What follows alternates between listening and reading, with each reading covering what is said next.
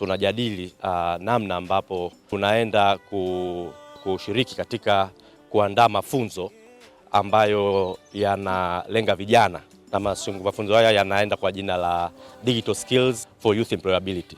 Wote tunafahamu kwa changamoto ambayo tunapitia sasa ya vijana ambao wako mitaani kwetu, ambao wamemaliza elimu ya msingi, wengine wamemaliza elimu ya sekondari, lakini wengine wamemaliza elimu ya vyuo, lakini wana changamoto ya digital skills.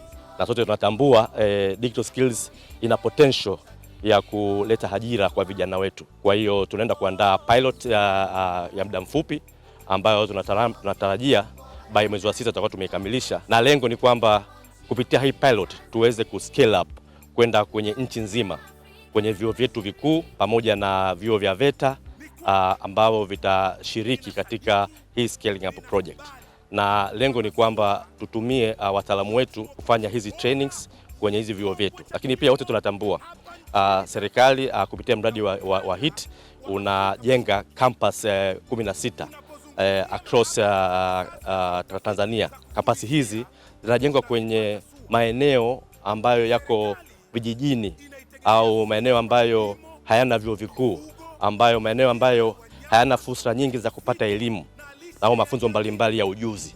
Kwa hiyo kupitia mradi huu tunatarajia pia kutumia vyuo vyetu hivi ambavyo viko across kupitia Tanzania yote kuwafikia hawa vijana, na lengo ni kuwapatia huu ujuzi. Sera yetu ya elimu ya mwaka 2023, hii sera mpya inalenga kuwapatia vijana ujuzi. Kwa hiyo tunaamini kwamba kupitia mradi huu tutaweza kwenda kukidhi haja ya vijana, lakini pia changamoto kubwa katika soko la ajira.